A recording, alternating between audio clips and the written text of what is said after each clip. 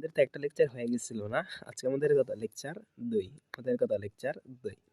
So lecture ২ তে ১ম আমরা আগের লেকচারে কিছু একটা বলি ওয়েব হোস্টিং কি? আমরা দেখছিলাম ধরো তোমার কম্পিউটারের সাথে তুমি তোমার বান্ধবীর কম্পিউটার কানেক্ট করবা।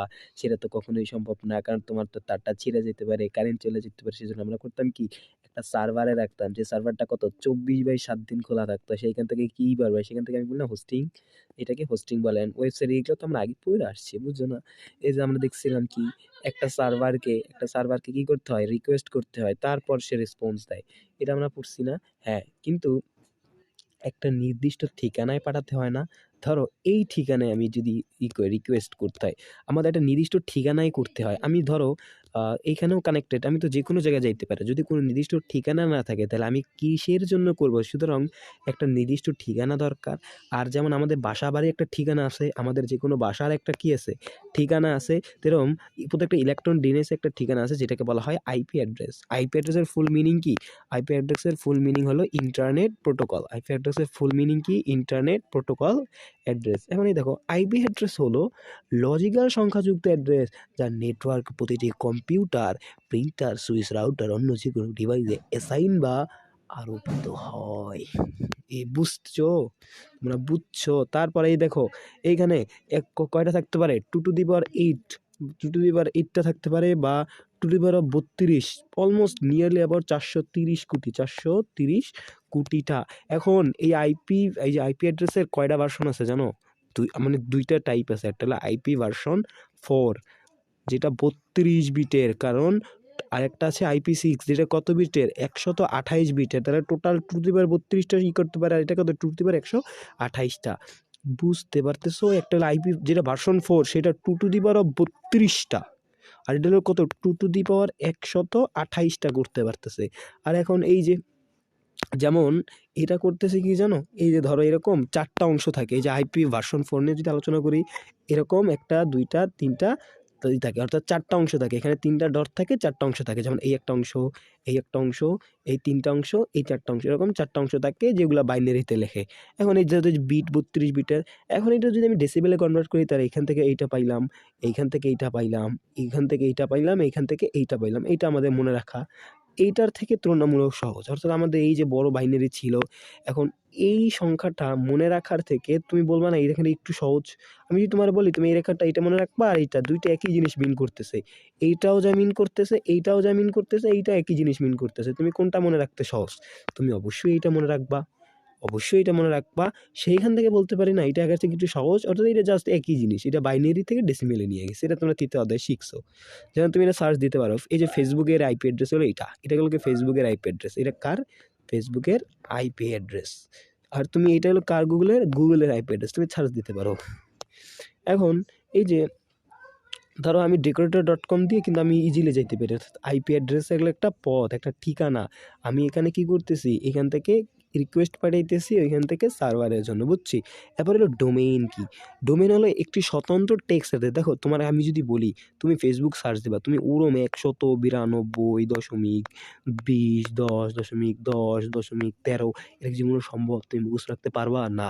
এখন আমরা কিন্তু করি, আমরা যখন গুগলে একটা সার্চ দিই আমরা সরাসরি টেক্সট হিসেবে লিখি না, ওই টেক্সটটাই এখানে কাজ করে। অর্থাৎ এইখানে যে কোন ওয়েবসাইটে মানে আমরা সংখ্যা নিয়ে কাজ করব। প্রতিটি ডোমেইন নেমের ২ টি প্রধান অংশ হচ্ছে থাকে। একটা হলো second level domain, top level domain, third level domain বা সাবডোমেইন।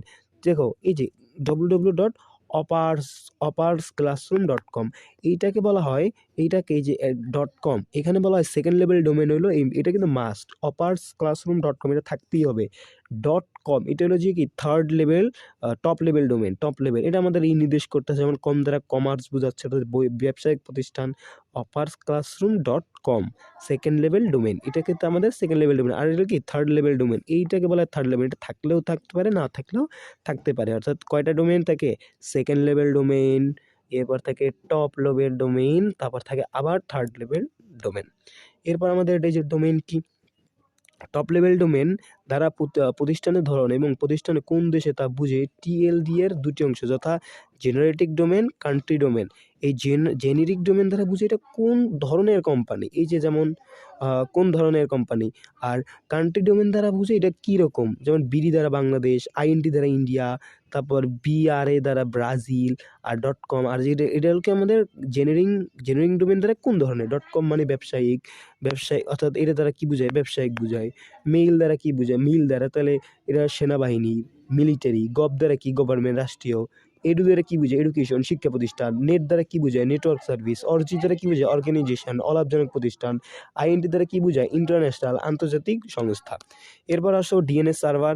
দেখো ডিএনএস সার্ভার তুমি যখন সার্চ দিতেছো, ডিএনএস সার্ভার অবশ্যই যাইতেছে, এটা জাস্ট একটা হিসেবে কাজ করতেছে। ডিএনএস সার্ভার একটু পুনরূপ কি, ডোমেইন নেম সিস্টেম, এটা তোমার কাজ করতেছে। কারণ কেন, কম্পিউটার কি বোঝে, কম্পিউটার তার তোমার টেক্সট বোঝে না। যখন তুমি ইউটিউবে সার্চ দিতে আসো google.com, তখন ওইটা প্রথমে তুমি কি করতেছো, তুমি ডোমেইন সার্চ দিতেছো, সেইখান থেকে তোমার কম্পিউটার বুঝি কি, জাস্ট বাইনারি, ওইখান থেকে কনভার্ট করে এত কিছু করতেছে কি, এই আমাদের ডিএনএস। এরপর আমাদের একটা জিনিস শিখতে হবে, ইউআরএল।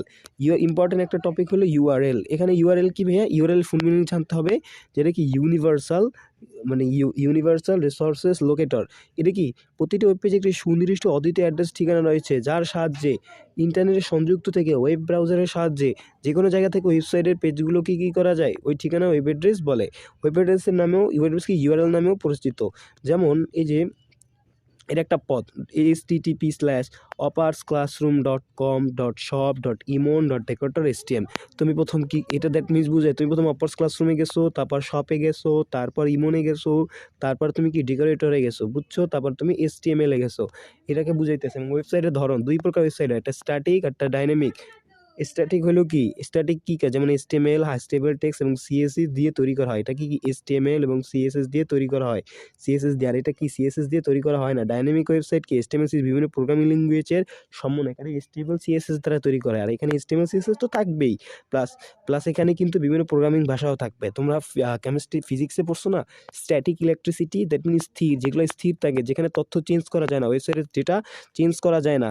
আর ডাইনামিক মানে কি, তোমরা পড়ছো না, ডাইনামিক্স, গতিবিদ্যা, যেটা পরিবর্তনশীল, যেটা গতি, অর্থাৎ এখানে বিভিন্ন ওয়েবসাইটের তথ্য পরিবর্তনশীল, দ্যাটস কল ডাইনামিক ওয়েবসাইট।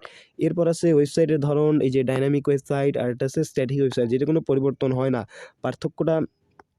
পার্থক্য দেওয়া আছে, এখানে পার্থক্য দেওয়া আছে। যেমন কি, নো কন্টেন্ট চেঞ্জ, এখানে কোনো কন্টেন্ট চেঞ্জ হয় না, যেহেতু এখানে কন্টেন্ট চেঞ্জ হয়। নো ডেটাবেজ, এখানে ডেটাবেজের প্রয়োজন নাই, কিন্তু এখানে ডেটাবেজ প্রয়োজন আছে। কারণ এখানে তো কন্টেন্ট চেঞ্জ হয়, এখানে ডেটাবেজ থাকে, তুলনামূলক খরচ কম, এখানে কিন্তু খরচ বেশি।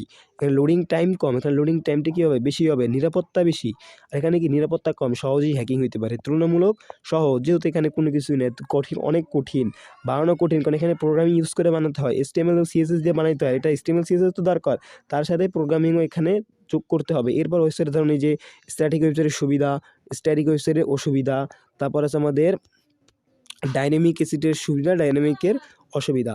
এরপর আছে আমাদের ওই যে ওয়েবসাইটের ধরন, এখানে আবার পার্থক্য করে লিখে দিচ্ছি, একই জিনিস। সো আমাদের লেকচার এখানেই শেষ। So thank you, bye by.